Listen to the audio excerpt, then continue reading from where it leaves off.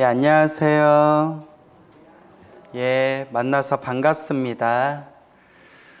우리가 불자로서 살아가는 데 있어서 가장 의지해야 할 최고의 의지처는 누구라고 했죠? 예, 부처님을 의지해야 된다. 우리가 불자잖아요. 그렇죠? 불자, 불제자라고 부릅니다. 그래서 부처님을 의지해야 된다. 우리가 부처님을 의지하면서 항상 명심해야 되는 것이 바로 신심이에요. 무슨 심? 신심. 믿을 신, 마음 신. 어떤 마음? 믿는 마음. 이 믿음의 마음이 중요합니다. 믿을 신, 마음 심, 신심, 믿는 마음이다. 그래서 우리가 항상 불, 법, 승 무엇이라고 부르죠? 삼보, 불법승 삼보에 귀의합니다. 그래서 우리가 부처님께 절을 몇 번 하는 거예요? 3번. 첫 번째 절할 때 부처님께 귀의합니다. 두 번째 절할 때 가르침에 귀의합니다. 세 번째 절할 때 스님들께 귀의합니다. 불법승 삼보에 귀의합니다 라고 표현하는 겁니다. 그래서 부처님 당시에 어느 큰 부자가 있었어요.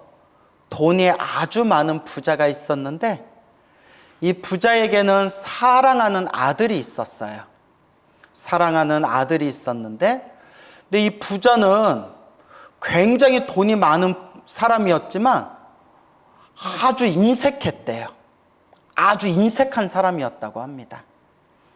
그렇게 인색했던 이 부자가 아들을 끔찍히 사랑했지만 이 아들이 어린 나이에, 젊은 나이에 그 병에 걸리게 됩니다.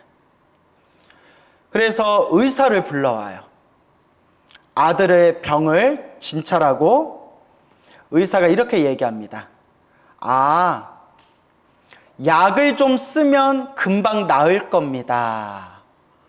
그럼 무슨 약을 써야 됩니까? 예, 이런 약을 쓰면 나을 겁니다. 그러면 약을 쓰면 금방 나을 겁니다 라고 했으니까 어떻게 하면 돼요? 돈 주고 약을 만들면 되잖아요. 근데 이 부자는 어떻다고 했어요?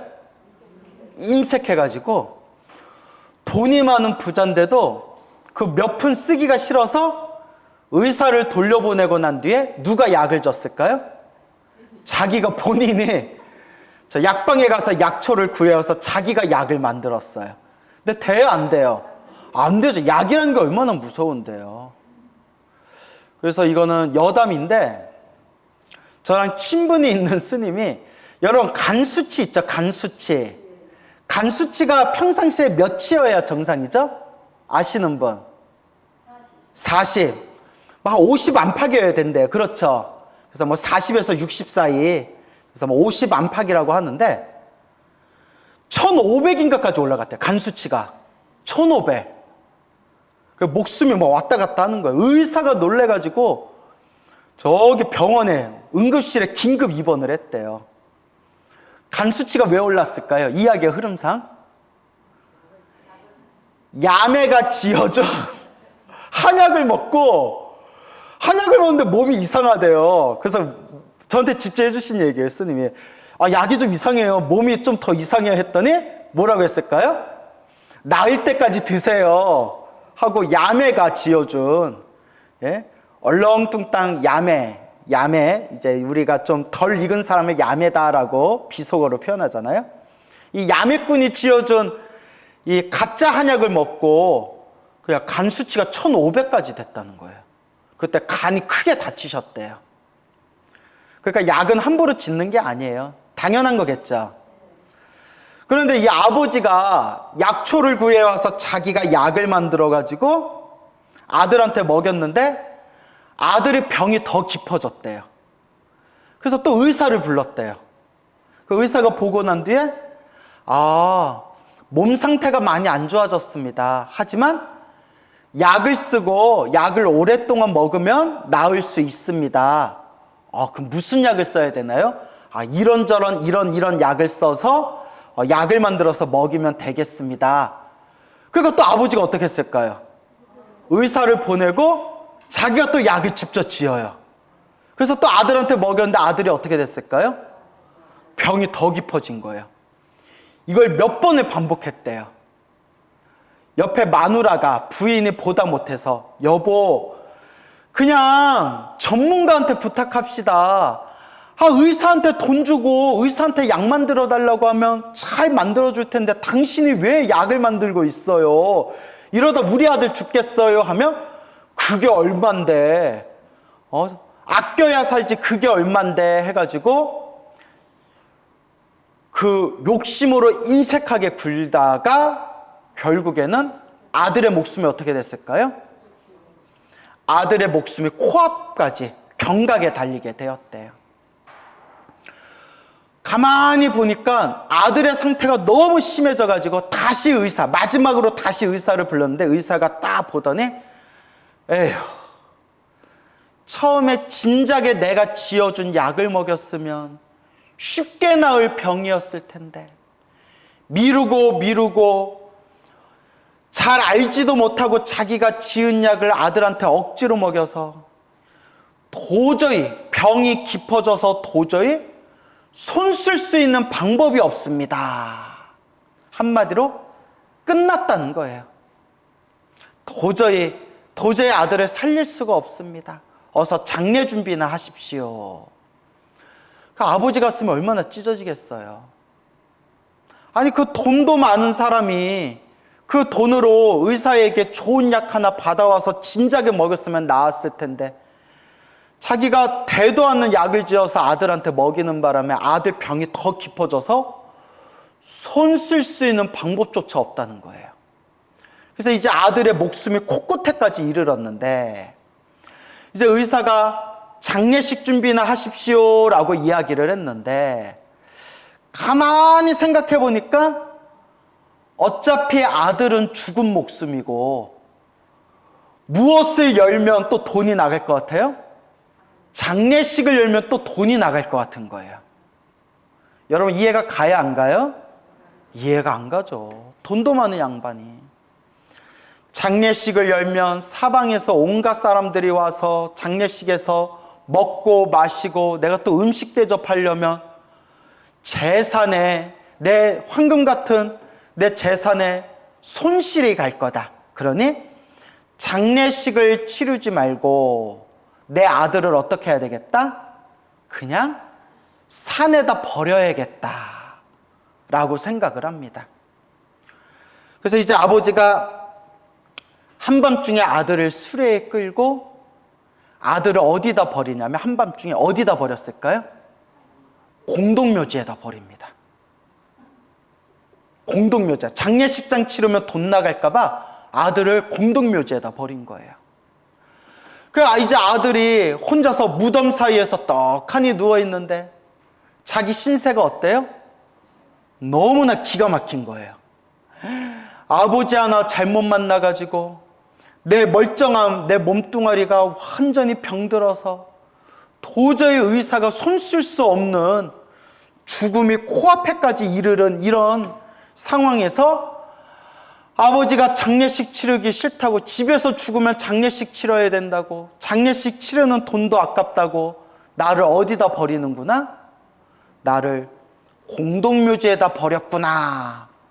너무나 설고픈 거예요. 이게 무슨 발장가 싶었겠죠. 그때 저 멀리 우리 서가모니 부처님께서 공동묘지에서 멀리 떨어진 한 사원의 처소에서 가만히 당신의 심통의 눈으로 이 세상에 내가 제도해야 할 중생이 어디에 있는가 심통의 눈으로 싹 살펴봤대요. 그래서 여러분, 부처님께서 중생을 제도하기 위해서 몸을 놔두실 때 혹은 길을 가다 중생을 만나거나 탁발을 하다가 중생을 만나거나 혹은 일부러 중생을 만나러 가시거나 결코 우연이 없대요. 모든 걸 다 꿰뚫어 보시고 만나야 할 인연, 또 나의 제도를 받을 만한 존재들을 다 꿰뚫어 보시고 부처님이 다 그 모든 것을 다 환하게 그 모든 것을 다 비춰보시고 그 중생을 만나러 가고 그 중생을 만나는 것이래요. 이것도 인연법이에요. 무슨 법? 인연법. 부처님과 만날 수 있는 인연법이 있는 거예요. 가만히 부처님께서 한밤중에 마땅히 내가 제도해야 할 나와 인연 있는 중생이 어디에 있는가 딱 살펴봤는데 부처님 신통의 눈에 누가 딱 걸려들었을까요? 그 곤동묘지에 버려진 아들이 딱 눈에 걸리게 됩니다.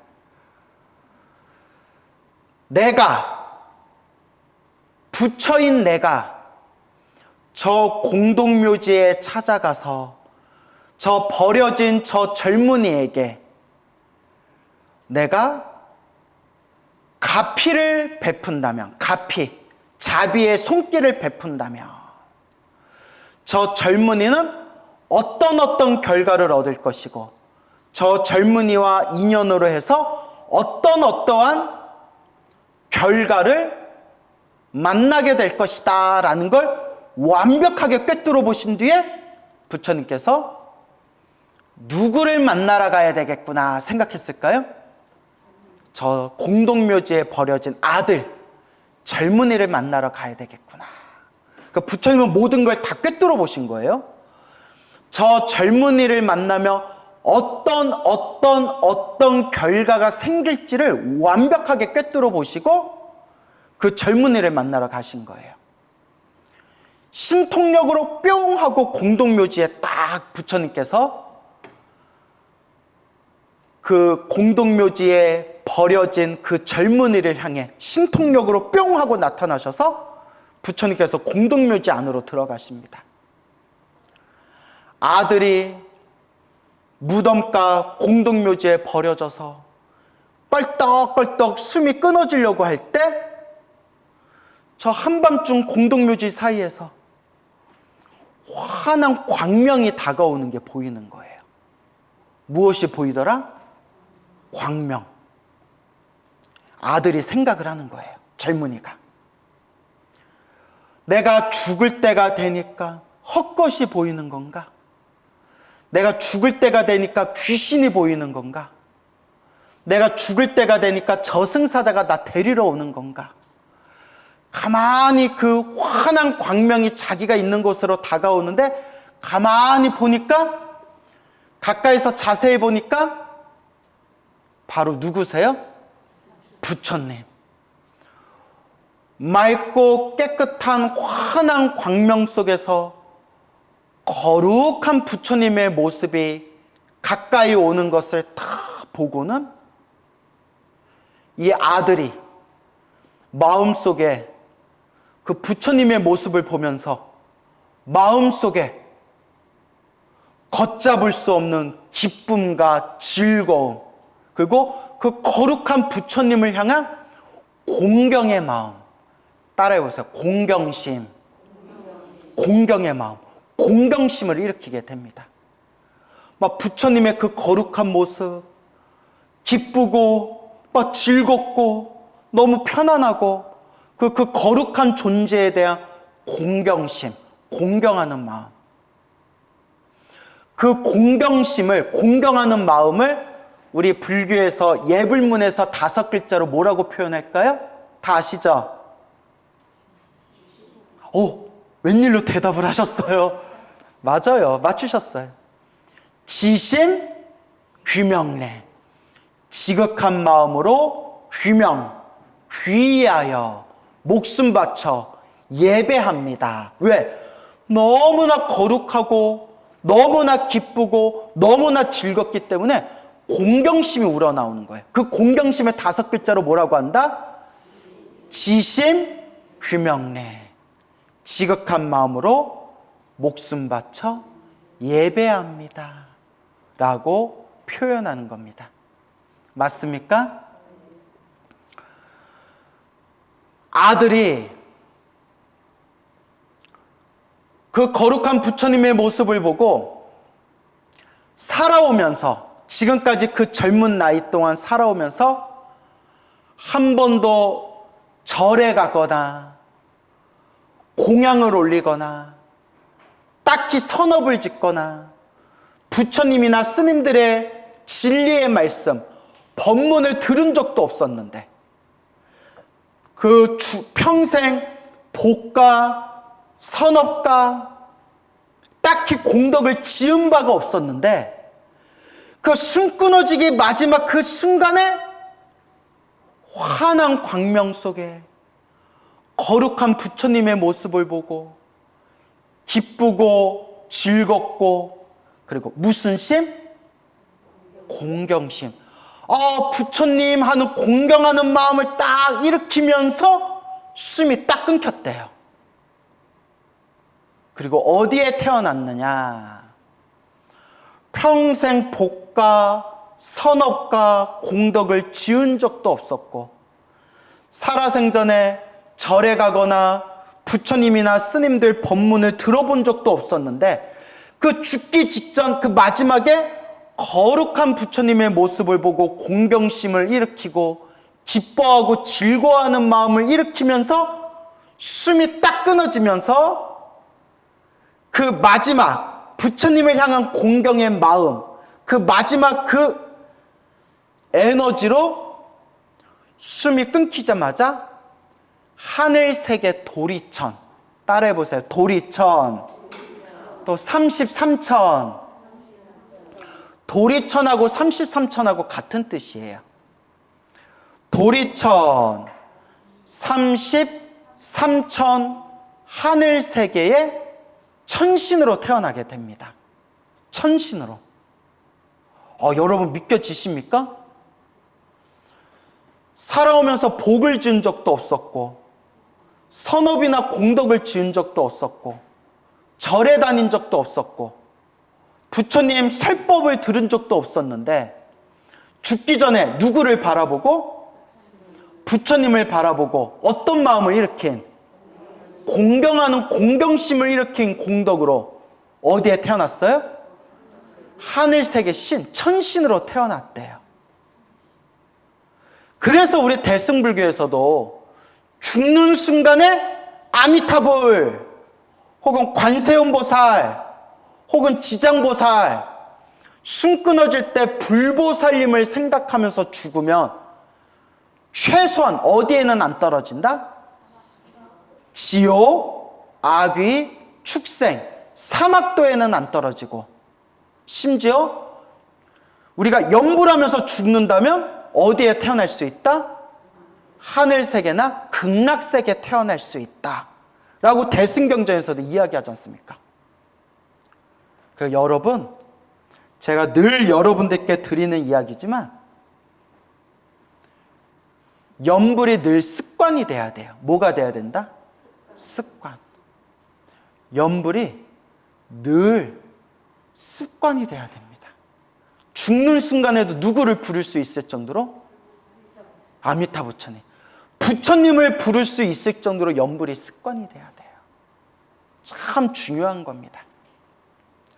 그 아들은 죽는 순간에 부처님을 만나고 부처님을 향한 공경하는 마음을 일으키면서 숨이 딱 끊어지는 순간 그 공덕의 에너지로 하늘세계, 도리천, 33천의 천신으로 태어나게 되었는데 여기서 중요한 거, 이미 이번 생에 지어놓은 복과 선업과 공덕이 없었다라고 말하지만 죽기 직전에, 내가 죽기 직전에, 내 숨이 끊어지기 직전에 누가 내 앞에 나타나세요?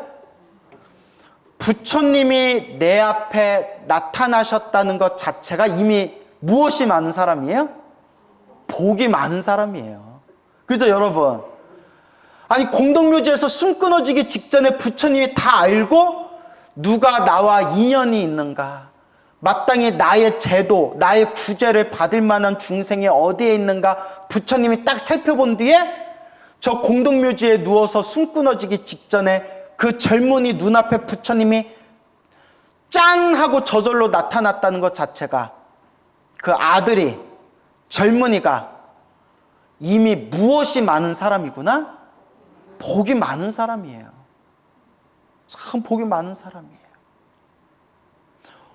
복이 있고 전생에 닦은 게 있으니까 내 앞에 부처님이 나타나신 거예요. 정말 복 없는 사람들은 눈앞에 부처님이 있어도 부처님을 본다 못 본다? 못 본대요. 정말 복 없는 사람들은 절에서 살아도 부처님 가르침을 귀로 듣지도 않는데요. 어디에서 살아도? 절에서 살아도 부처님 가르침을 가까이 하질 않는데요. 너무나 업장이 두꺼워서. 얼마나 무서운 얘기예요. 근데 우리가 부처님 가르침 공부하기 좋아하고 부처님의 가르침을 잘 닦아나겠다. 이번 생 불자로서 내가 부처님의 가르침을 잘 닦겠습니다. 라고 마음을 일으키는 것 자체가 내가 무엇이 있는 사람이구나? 내가 복이 있는 사람이구나. 그래도 내가 전생에 착할선, 뿌리 익은 성근이 있는 사람이구나. 믿음이 오세요? 내가 정말 복이 많구나. 성근이 있구나. 라는 것을 느끼는 사람들은 불자예요. 정말 불자예요. 그렇게 아들은 하늘세계 천신이 되었는데 하늘세계 천신이 된 그 아들이 천신이 하늘세계 신으로 딱 뿅 하고 태어난 순간 내가 전생에 어떤 복을 많이 지어서 이번 생 하늘세계 신으로 태어났을까? 그래서 경전에 보면 하늘세계 신들은 바로 전생이랑 자기 죽은 뒤에 다음 생을 볼 수가 있대요. 경전에 나와요. 하늘세계 태어난 천신들은 자기 전생을 알 수 있고 자기가 죽은 뒤에 다음 생 어디에 떨어질지를 알 수가 있대요. 그래서 하늘세계 천신이 내가 전생에 어떤 복을 지었기에 선업공덕을 지었기에 하늘세계 천신으로 태어났는가. 자기 전생을 딱 보니까 큰 부잣집의 아들로 태어났으나 부자였던 아버지는 너무나 인색해가지고 아들이 작은 병에 걸렸는데 그 약만 먹으면 나을 수 있는 병을 약값을 아끼겠다고 자기가 약을 지어서 아들한테 먹이다가 아들 병이 더 깊어지고 깊어져서 죽을 병에 이르렀고 결국 집에서 죽으면 장례식을 치르고 장례식 치르면 또 사람들한테 먹을 거 주고 음식 주다가 자기 돈이 새어나갈까봐 그 돈 몇 푼이 나갈까봐 장례식 치를 돈도 아까워서 아직 목숨이 붙어있던 숨이 붙어있던 아들을 수레에 끌고 가서 어디에 버렸다? 공동묘지에 버렸구나. 그때 그 숨 끊어지기 직전에 공동묘지에 버려진 그 아들이 호련히 누구를 뵙고 거룩한 부처님의 모습을 보고 기쁨과 즐거움, 공경하는 마음을 일으키면서 숨이 딱 끊어진 그 인연 공덕으로 그 죽기 전에 부처님을 바라보면서 부처님 공경하는 마음을 일으킨 그 한 번의 공덕으로 어디에 태어나게 됐구나? 하늘세계 신으로 태어나게 되었구나. 부처님 감사합니다. 부처님 감사합니다. 하면서 우리 아버지는 뭐하고 있는가? 전생에 내 아버지는 뭐하고 있는가? 하고 이 천신이, 하늘의 신, 천신이 전생에 우리 아버지 뭐하고 있는가? 하고 봤더니 밤이면 밤마다 아버지가 어디에 와서? 공동묘지에 와서 아들아, 아들아, 보고 싶다 아들아 하고 매일매일 울고 있더래요. 이해가 돼요? 안 돼요? 이해가 안 되죠. 이게 어리석음이에요. 뭐라고요? 어리석음. 아들을 사랑하는 마음은 분명히 있었을 거예요. 근데 어리석었던 거예요. 사랑이긴 사랑인데 어떤 사랑? 어리석은 사랑. 아들이 작은 병에 걸렸을 때 바로 약을 먹였더라면, 병이 점점 깊어졌을 때 의사가 말한 대로 좀 꾸준히 치료를 했더라면 아들의 목숨 살릴 수 있었을 텐데, 끝까지 고집 부리면서 돈을 아끼면서 자기가 약을 지어서 아들 먹이다가 아들이 결국 도저히 손을 쓸 수 없을 만큼 죽을 병에 이르게 되고, 그 숨이 남아있는 아들 마지막 가는 길이라도 따뜻하고 편안한 침대 위에서 좀 이렇게 간병이라도 해주다가 보내지 어디다 갖다 버려요? 공동묘지에다. 장례식 하는 돈 아깝다고 공동묘지에다 버려놓고, 밤이면 밤마다 아버지가 어디에 찾아와서, 아들 버렸던 공동묘지에 찾아와서 누구를 부르짖어요? 아들아 하고 부르짖는 거예요. 사랑이긴 사랑이지만 무슨 사랑이다? 어리석은 사랑이에요.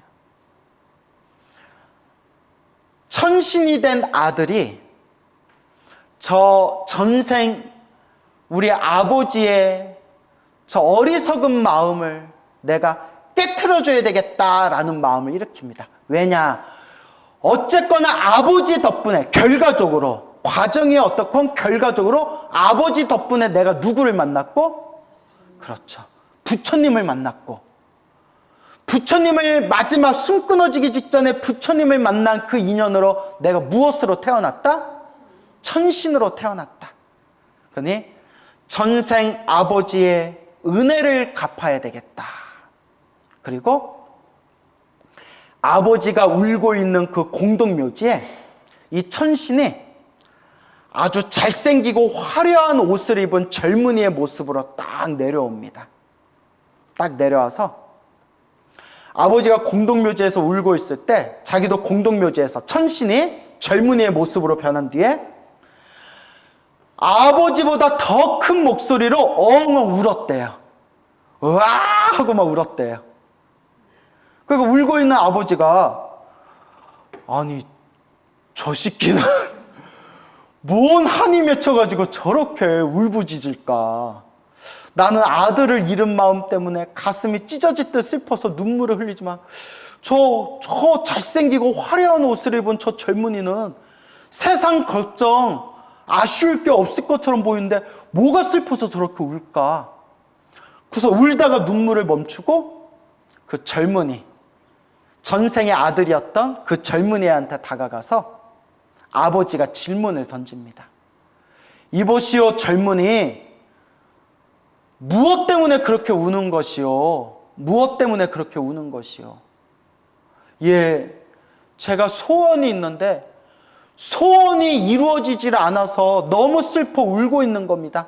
이렇게 울고 울다 보면 하늘이 저를 불쌍하게 여겨서 제 소원을 들어주시겠지 생각하고 저 하늘 꼭대기까지 제 간절한 제 울음소리가 들리기를 바라면서 제가 이렇게 눈물을 흘리고 있는 겁니다. 아니 무슨 소원이길래 그렇게까지 울고 있냐, 무슨 소원이냐 하니까 이 전생의 아들이었던 이 천신이 하는 말이 별거 아닙니다. 제가 너무나 수레를 가지고 싶은데 그 수레가 번쩍번쩍거리는 황금으로 만든 수레인데, 단 수레에는 바퀴가 몇 개 달려 있어요? 4개. 근데 옛날에는 2개가 달려 있죠. 2개가 달려 있고 말이 끄는 작은 수레. 영화에서 보신 적 있죠, 옛날에? 예, 있다고 칩시다. 2개의 수레가 달린, 2대의 수레바퀴, 2대의 바퀴가 달린 수레인데, 한쪽 바퀴는 태양으로 이루어져 있고, 한쪽 바퀴는 뭘로 이루어져 있고? 달로 이루어져 있고. 그러니까 바퀴가 해와 달로 이루어진 황금으로 가득한 수레를 갖고 싶어서 울고 있습니다. 이렇게 울다 보면 바퀴 하나는 태양이요, 또 바퀴 하나는 달로 만들어진 수레를 갖지 않겠습니까? 그때 아버지가 듣고는 허허 하고 탄식하고 헛웃음을 치면서 젊은이에게 이렇게 얘기합니다. 어리석다 젊은이여, 어리석다. 만약에 그대가 아무리 눈물을 흘린다고 하더라도 어떻게 한쪽에 태양으로 만들어져 있고 한쪽은 달로 만들어져 있는 그런 황금이 가득한 수레를 어떻게 가질 수 있겠느냐? 세상에 그런 수레는 없다. 아무리 울어도 그런 수레를 가질 수 있다 없다? 없다. 어리석구나 라고 얘기를 하니까 젊은이가 울다가 제가 어리석습니까? 어리석지. 제가 정말 어리석은 겁니까? 어리석지. 아니 제가 울면서 한쪽에는 태양이고 한쪽에는 달로 만들어진 두 개의 바퀴를 가진 수레를 갖게 해달라는 게 어리석습니까? 이루어질 수 없는 일을 이루어지게 해달라고 울고 있으니 어리석지. 그 순간 전생의 아들이었고 천신으로 태어나서 젊은이의 모습으로 변신하여 묘지에 나타났던 그 울고 있던 젊은이가 아버지한테 딱 말합니다. 그럼 제가 어리석은 거라면 죽은 아들 다시 살려달라고 보고 싶다고 울고 있는 당신은 어리석은 게 아닙니까? 라고 딱 찔러 말하는 거예요. 무슨 말인지 알겠죠? 아버지가 깜짝 놀라면서 그걸 네가 어떻게 하냐? 네가 어떻게 하냐? 하니까 순간 전생의 아들이었던 그 천신이 젊은이의 모습으로 공동묘지에 와서 아버지를 만났잖아요. 나는 전생에 당신의 아들이었습니다 하고 뿅 하고 천신의 모습으로 변합니다. 깜짝 놀라면서 아버지가 그럴 리가 없다. 그럴 리가 없다. 내 아들은 내가 아는데 살아생전에 복을 지은 적도 없고 선업공덕을 닦은 적도 없고 절에 가서 법문 들은 적도 없고 부처님과 스님들께 공양을 올린 적도 없는데 내 아들이 어떻게 하늘세계 천신으로 태어나느냐. 그러니까 아버지도 못 믿는 거예요. 내 아들이 살아생전에 지어놓은 공덕이 없는데 어떻게 하늘세계 천신으로 태어났겠느냐 하니까 전생의 아들이었던 천신이 자초지종을 하나하나 이야기해 줍니다. 전생의 나의 아버지 의심하지 마십시오. 전생에 제 목숨이 끊어지기 직전에 누구를 만나고? 부처님을 만나고 부처님의 거룩한 모습을 보면서 죽기 직전에 기뻐하고 좋아하고 공경하는 마음을 일으킨 그 인연공덕으로 제가 숨이 끊기자마자 어디에 태어난 겁니다? 하늘세계 천신으로 태어나게 된 겁니다. 그러니 전생의 나의 아버지시여, 당신의 전생의 아들은 지금 이 하늘세계 천신으로 태어나 크나큰 즐거움을 누리고 있습니다. 더 이상 슬퍼하지 마시고 당장 날이 밝는 대로 누구를 찾아가 법을 들으십시오? 부처님께 찾아가 부디 법을 들으십시오. 그러면서 그 천신이 싹 사라집니다. 아버지가 깜짝 놀란 거예요. 내가 꿈을 꾸었나? 내가 공동묘지에서 귀신한테 홀렸나? 어떻게 이런 일이 있을 수가 있는가? 그 다음날 아침에 해가 뜨고 나서 깨끗하게 씻고 좋은 옷을 입고 수많은 가족들과 하인들과 함께 부처님과 스님들께 공양 올릴 공양물을 정성스럽게 준비한 뒤에 부처님이 계신 사원으로 향하게 됩니다.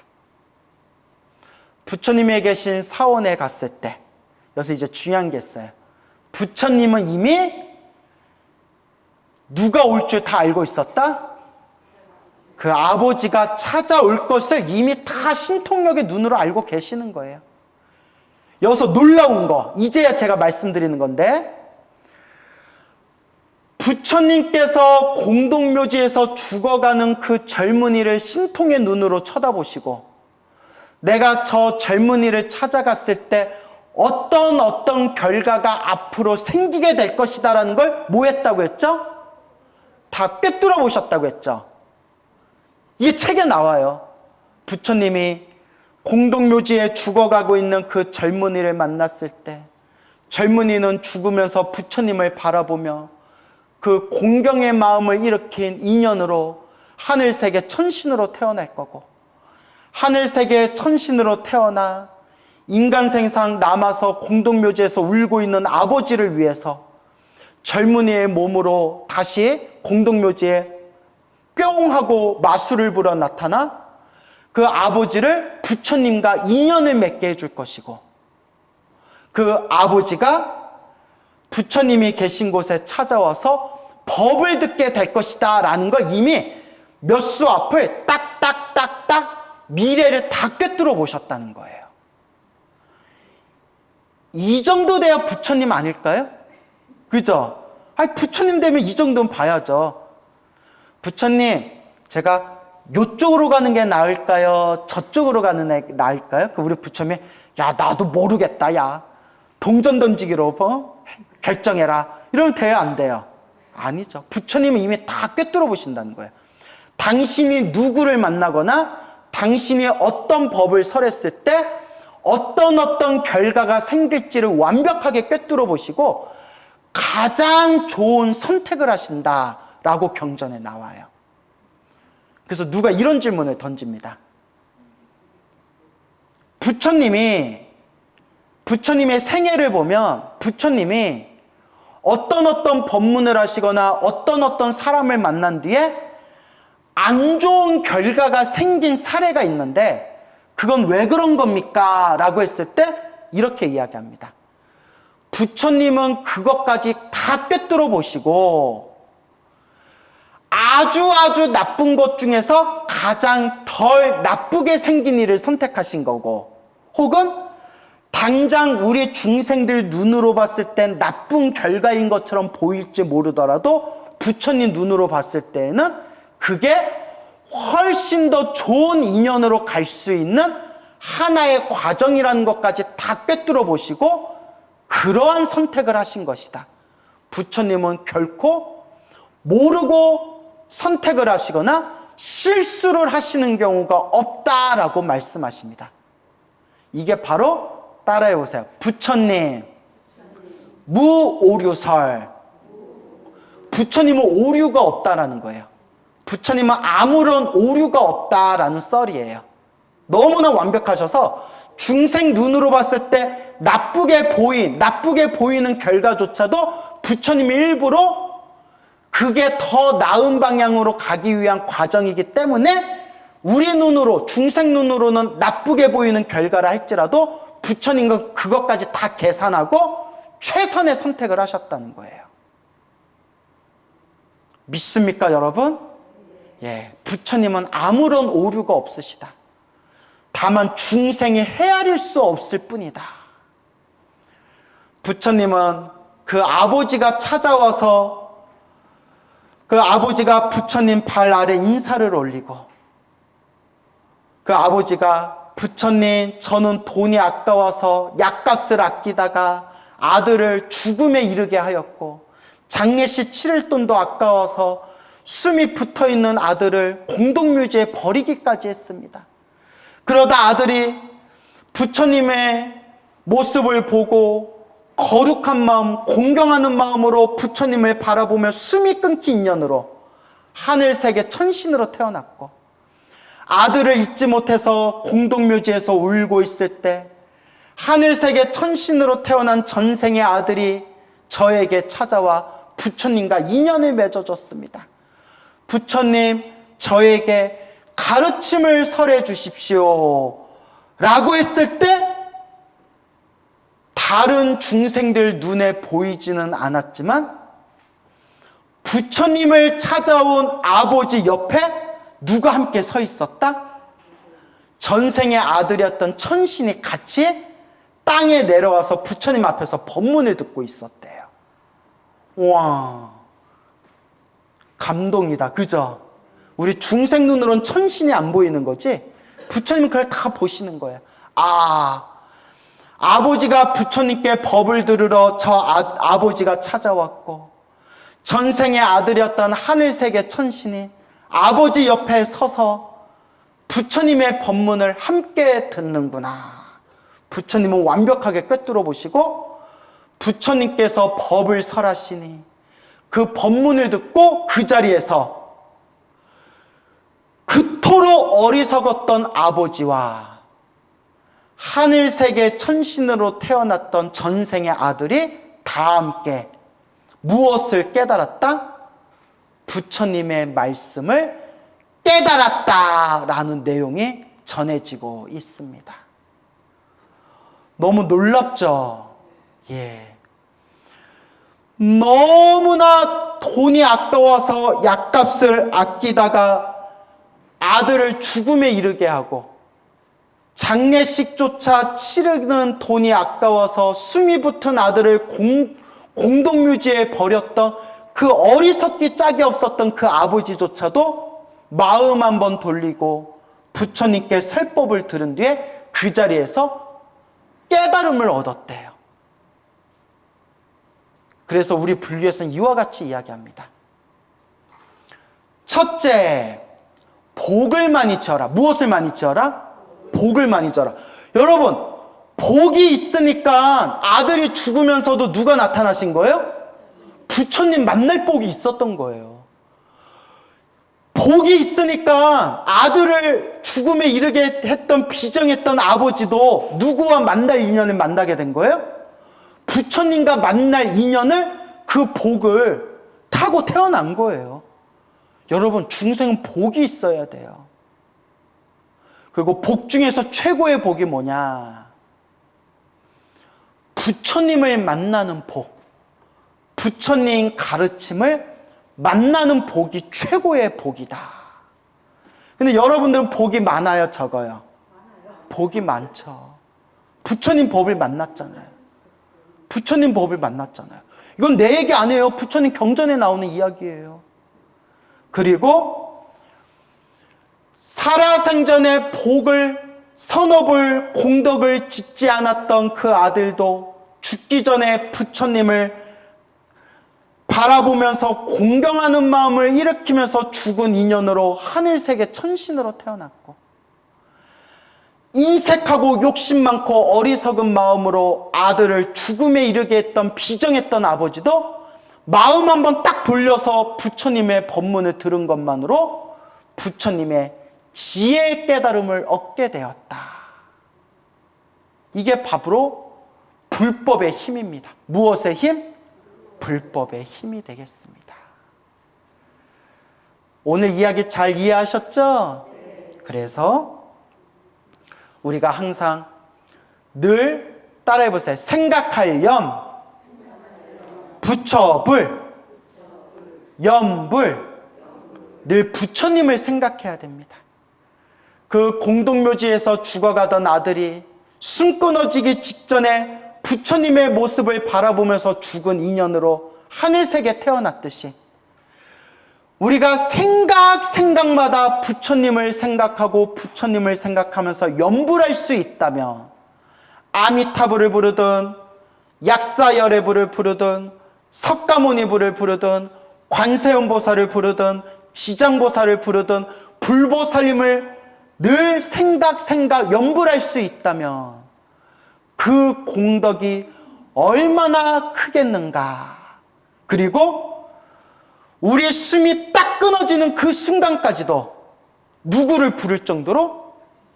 부처님을 부를 정도로 염불하면서 내 공덕을 잘 닦아나가야 된다라는 것을 꼭 명심하시기 바랍니다. 알겠죠?